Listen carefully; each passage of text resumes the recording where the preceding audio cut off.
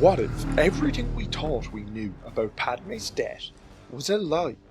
What if the tragedy on Mustafar wasn't just heartbreak, but a dark ritual that stole her very life? And what if Yoda himself once spent time to prepare Luke for destiny, or poor Dameron secretly carried the Force? Across the galaxy, few things ignite the fandom like Star Wars fan theories, wild speculations that sometimes miss the mark, and sometimes predict the impossible. Today, we dive into 5 of the greatest Star Wars fan theories, from cloning conspiracies to time warping Jedi Masters, to uncover where these ideas came from, the evidence that fueled them, and whether any of them actually held up in canon.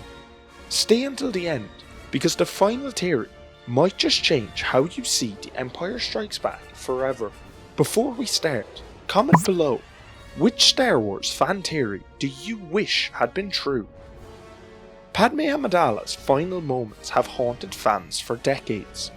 After Mustafar, her body was unharmed. The medical droid reported no injuries, only that she had lost the will to live.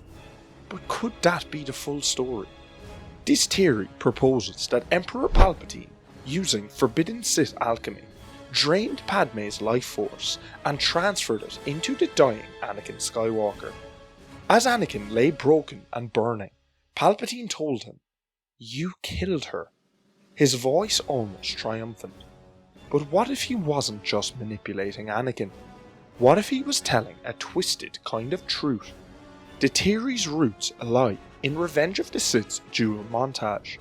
Padmé dying as Anakin is reborn as Darth Vader. Their heart monitors sync, her life fading as his surges back. The imagery is strikingly ritualistic. Supporters point to Palpatine's knowledge of the tragedy of Darth Plagueis, the power to save others from death. What if this moment was the culmination of that secret art? But how likely is it in canon? While never confirmed outright, Star Wars Darth Vader Dark Lord of the Sith shows that Vader's visions of Padmé's death are tangled with Palpatine's influence, implying his master's involvement in Anakin's resurrection. Yet no canon text confirms a literal transfer of life force. However, in The Rise of Skywalker, Palpatine explicitly uses force energy transference, absorbing and releasing life essence between Rey and Ben. This shows the ability exists within the dark side. So while the timeline and technique fit perfectly, it remains speculative, poetic, not proven. Still, this theory endures because it reframes Padmé's fate from tragic passivity to an act of ultimate Sith corruption. Could it be that the birth of Darth Vader required the death of the one person who loved him most? And if so, what other secrets might the Emperor have stolen from his master?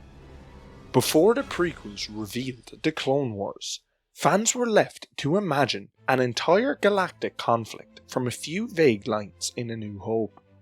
"General Kenobi, you served my father in the Clone Wars."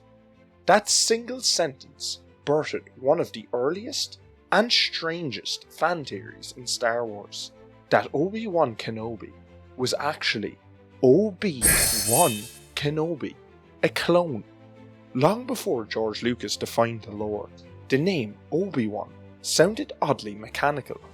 Obi-Wan could be read as a serial number, an identifier for a military clone. This theory proposed that the real Kenobi had perished, leaving this Obi-Wan unit carrying on his name. The theory even explained why he went by Ben in the original trilogy.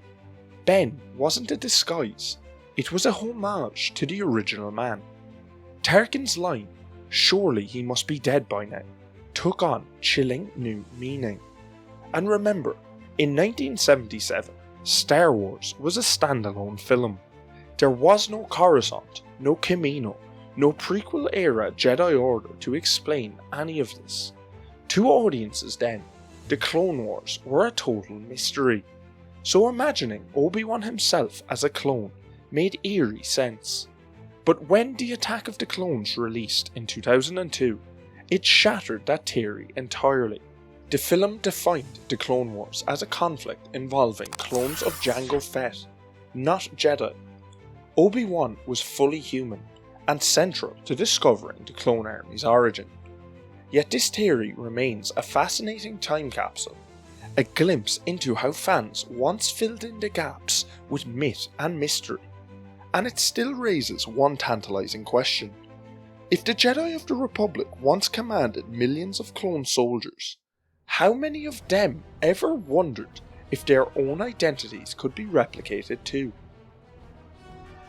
When The Force Awakens debuted in 2015, fans noticed something familiar about Starkiller Base. A frozen world turned superweapon, its forests buried beneath snow.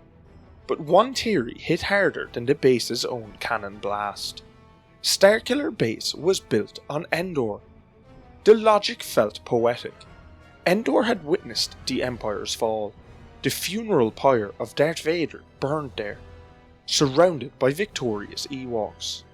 What crueler irony than for the First Order to rebuild their power on the very soil that ended Palpatine's reign. Supporters also pointed to Star Wars' cyclical symbolism. The First Order rose from the Empire's ashes, so why not their base from the wreckage of the Death Star's debris field? Even the geography seemed to match. Endor's moon could feasibly support the construction of a massive base, and we know debris from the Death Star crashed nearby, as later seen in The Rise of Skywalker. So, was it true? Unfortunately, canon materials debunked it. The official Star Wars The Force Awakens visual dictionary identifies Starkiller Base as Ilum, the ancient Jedi world where kyber crystals were mined for lightsabers. After the Clone Wars, the Empire stripped Ilum of its resources, carving into the planet until it became the First Order's weaponized fortress. But the symbolism remains too poetic to ignore.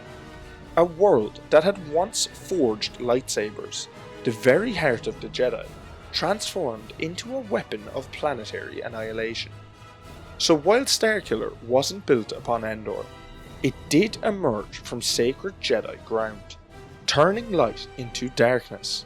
Still, the next time you see Kylo Ren gazing into that cold void, remember the ashes he stands upon once sang with the hum of Jedi blades.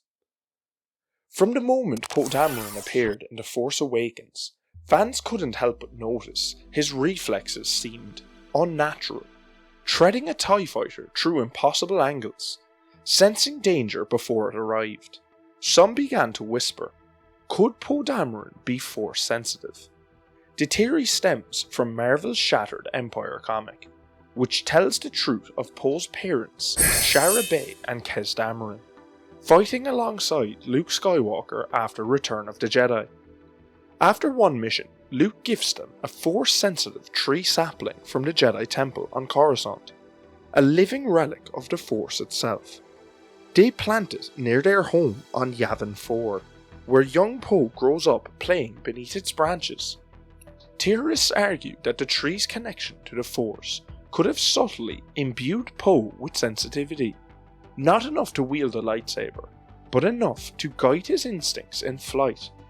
This isn't without precedent. In canon, we've seen non-Jedi characters like Chirrut Imwe in Rogue One exhibit heightened awareness of the Force without direct training. However, no canon story has confirmed Poe as Force sensitive. The Rise of Skywalker Expanded Edition novel hints that his flying skills stem from experience and intuition, not mysticism. What if even time itself once bent to the will of a Jedi Master? Luke Skywalker's training on Dagobah is one of the most mysterious sequences in the original trilogy. When he arrives, he's impatient, untested, and within what seems like days, he's levitating rocks and dueling visions of Vader.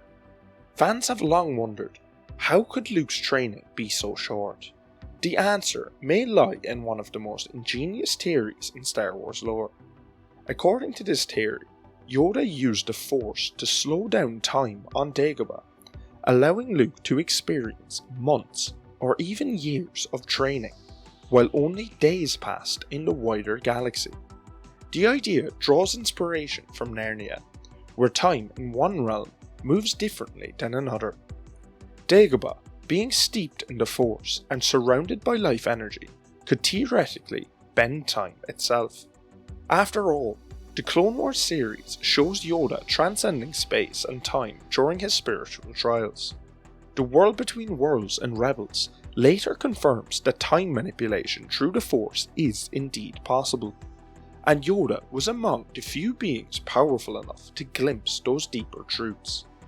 But is there evidence in the films? Not explicitly.